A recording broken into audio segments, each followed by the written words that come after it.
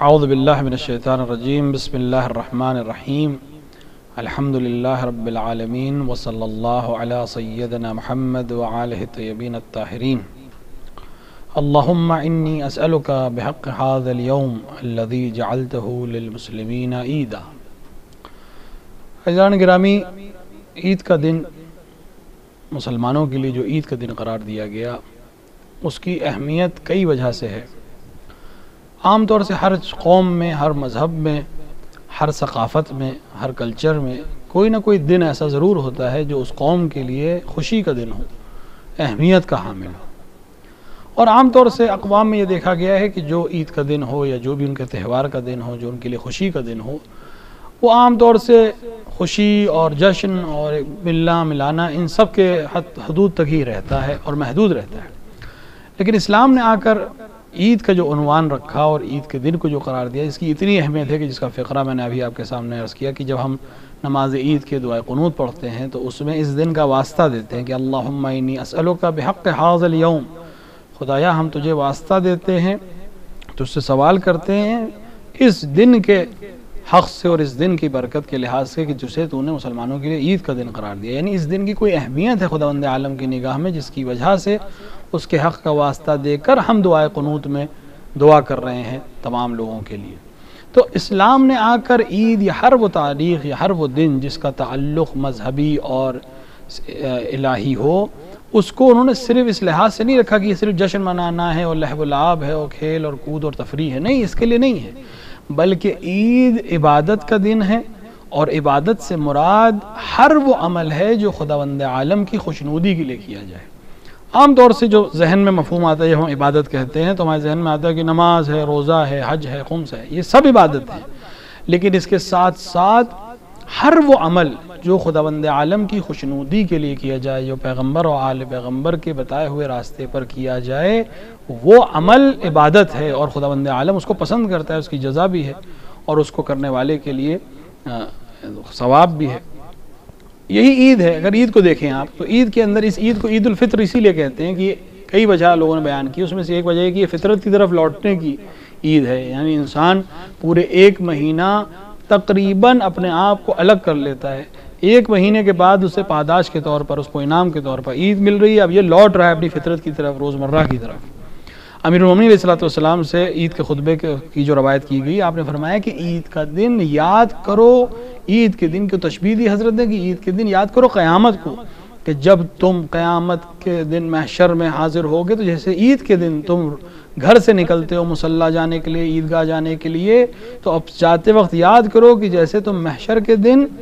نکل کر اپنے خدا کی بارگاہ میں جاؤ گے اپنے کیے ہوئے کا حساب لینے، 30 دن جو تم نے روزے رکھے اس کی جزا کا دن، اس کے اندر جو تمہیں ثواب ملنا ہے اس کی پاداش کا دن، اس کے رزلٹ کا دن عید کا دن ہے۔ جو 30 دن تم نے ماہ رمضان کے روزے رکھے اس کے رزلٹ کا دن عید ہے۔ اس کی طرح جو تم نے پوری عمر بھر کیا ہے وہ قیامت میں تمہارے خدا کے سامنے ہوگا۔ نماز کے لیے جب کھڑے ہو تو سوچو کہ خدا کی بارگاہ میں اپنے اعمال کا حساب کے لیے کھڑے ہو، اور جب تم پلٹ رہے ہو اپنے گھر کی طرف تو گویا قیامت میں اپنے بہشت کی طرف، اپنے گھر جو تمہارے بہشت میں ہیں ان کی طرف پلٹ رہے ہو۔ یعنی عید کو تشبیہ دی روز جزا سے۔ تو عید فطرت کی طرف لوٹنے کا دن ہے۔ اسی کے ساتھ ساتھ عید الفطر اس لیے کہی جاتی ہے کہ اس میں فطرہ دیا جاتا ہے۔ خود فطرے کا دینا اس بات کی علامت ہے کہ خداوند عالم عید اسی وقت قبول کرتا ہے کہ جب بندہ اپنے خدا کی عبادت کر رہا ہو اور بندہ الہی کی طرف، بندگان خدا کی طرف توجہ کر رہا ہو۔ اسلام نے جو کانسیپٹ رکھا ہے عبادت کا اور اسلام نے جو سسٹم رکھا ہے وہ اسی طرح رکھا ہے کہ لوگ ایک دوسرے سے ملیں۔ عید کی نماز گھر میں بھی پڑھی جا سکتی تھی،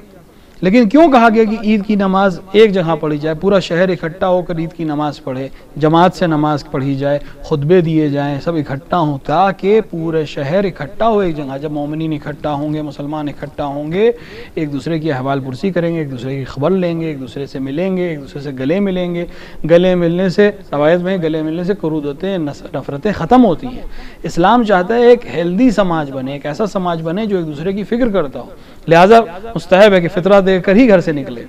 عید کے دن فطرہ دینا ضروری ہے، اور اس میں بھی بہتر ہے کہ نماز عید پڑھنے سے پہلے فطرہ دے تاکہ عید سب کے لیے ہو۔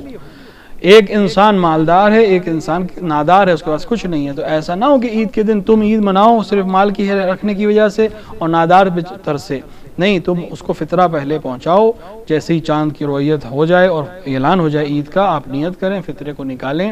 تاکہ دوسرے جو تہی دست ہیں، جن کے پاس نہیں ہیں، جو معذور ہیں، وہ بھی عید منا سکیں۔ عید وہ نہیں ہے کہ آپ خوشی ہو لیں، خوشی منا لیں اور آپ اپنے بچوں کو نئے لباس پہنا دیں۔ عید وہ ہے کہ جب آپ کے علاقے میں ہر ایک اسی طرح سے ہو سکے، جس کے بارے میں آپ کو خبر ہو کہ اگر وہ نادار ہے تو آپ اس تک پہنچائیں۔ روایات میں اسی عید میں امیر المومنین علیہ السلام کی شہادت کے موقع پہ جو آپ نے وصیت کی ہے، اسی میں اس وصیت کا ایک جملہ یہی ہے کہ اپنے علاقے کے یتیموں اور لوگوں کے یتیموں تک پہنچو، اپنے سب لوگوں کا خیال رکھو، لوگوں کے درمیان نا اتفاقیاں جو ان کو ختم کرو۔ کہ خود امیر المومنین نے ارشاد فرمایا کہ پیغمبر اکرم سے میں نے سنا ہے کہ عام لوگوں کے درمیان اختلافات کو مٹانا، دوسرے لوگوں کے درمیان مشکلات کو حل کرنا عام مستحب نماز روزے سے افضل ہے۔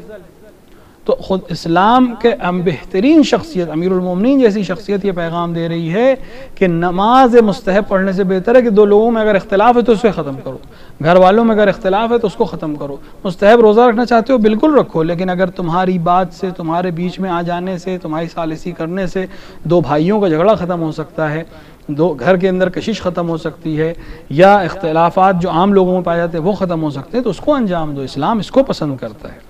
اسی طرح ہر وہ شخص جس کا تعلق تم سے ہے، اپنے پڑوسیوں کا خیال رکھو۔ پیغمبر اکرم نے نہیں کہا یا امیر المومنین نے نہیں کہا کہ پڑوسی مسلمان ہونا چاہیے، پڑوسی ہو، چاہے وہ مسلمان ہو، چاہے یہودی ہو، چاہے ہندو ہو، چاہے کوئی ہو، پڑوسی اگر ہے تو اس کا حق یہ ہے کہ اس کی تمام مشکلات پہ تم اس کا شریک رہو۔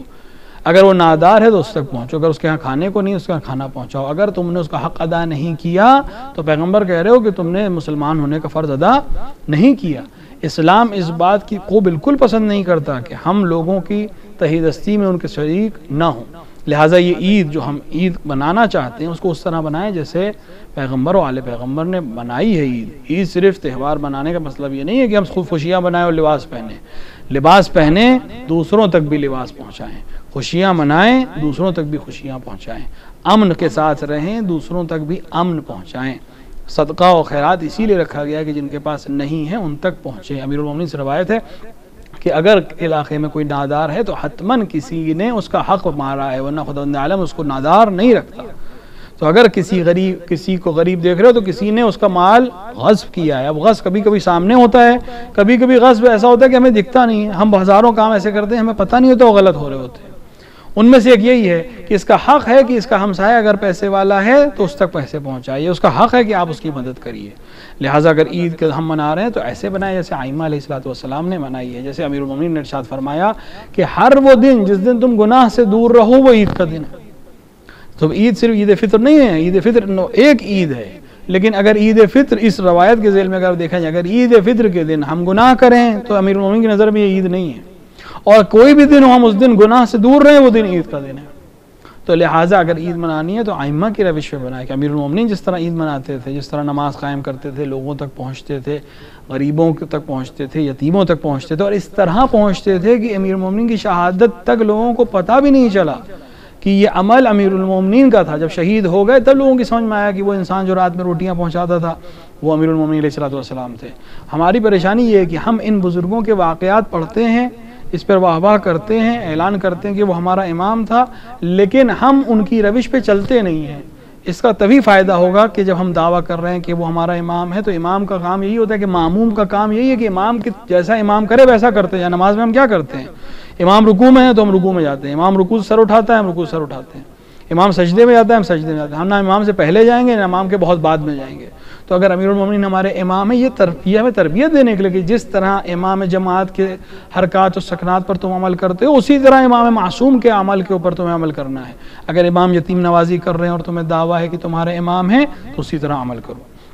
ائمہ نے اسی طرح عید منائی ہے، گناہوں سے دور رکھنے کی تلقین کرو، لوگوں تک پہنچو، آپس کی کرودتوں کو ختم کرو، دنیا تک پہنچو۔ زکوٰۃ کا جیسے زکوٰۃ عام طور سے جو زکوٰۃ عام چیزوں کے اوپر ہے وہ ایک فقہی بحث ہے، الگ بحث ہے، لیکن زکوٰۃ فطرہ جو نماز عید سے پہلے نکال دینا ضروری ہے، یہ ہر انسان کو جو گھر کا کفیل ہو، جس کے اوپر گھر کی ساری ذمہ داری ہو، اس کے لیے چاہیے کہ اپنا اور اپنے اہل کا جو اس کے نفقہ رکھتے ہیں ان کی طرف سے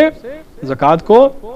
نکالے۔ زکوٰۃ تقریباً جو زکوٰۃ فطرہ جو نکالی جاتی ہے وہ 3 مد ہے، یعنی تقریباً 3.5 کلو،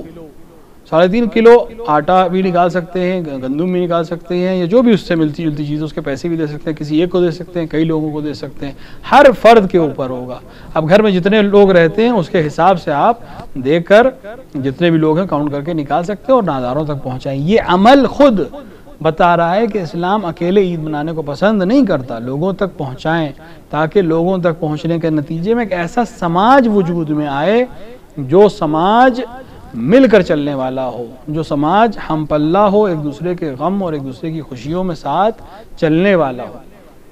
ائمہ علیہ السلام کی روش یہی رہی ہے۔ اگر ہم چاہتے ہیں کہ ائمہ علیہ السلام کی روش پر عید منائیں تو عید اسی طرح منائی جائے گی کہ عبادت الہیہ ہو، نماز بھی پڑھی جائے، گلے بھی ملے جائیں، مٹھائی ضرور کھائیے، سوئیاں ضرور منائیے، لیکن ایسا نہ ہو کہ آپ کے گھر میں سوئی ہو اور بغیر والے کے گھر میں کھانے کو کچھ نہ ہو۔ لہٰذا عید تبھی ہے جب آپ بھی کھائیں، آپ کا پڑوسی بھی کھائے، جب آپ بھی امن و امان میں رہیں، آپ کا پڑوسی بھی آپ کی طرف سے سکون اور اطمینان میں رہے، تبھی صحیح معنوں میں ہم عید منا سکتے ہیں۔ آپ سب کو عید بہت بہت مبارک ہو۔ انشاءاللہ خداوند عالم ہمیں توفیق عطا فرمائے کہ ہم عید اس طرح منائیں جس طرح اسے اور اس کے رسول اور اس کے آل رسول کو پسند ہے۔ انشاءاللہ خدا ہمیں یہ توفیق عطا فرمائے۔ آپ سب کو ایک بار پھر سے عید بہت بہت مبارک ہو۔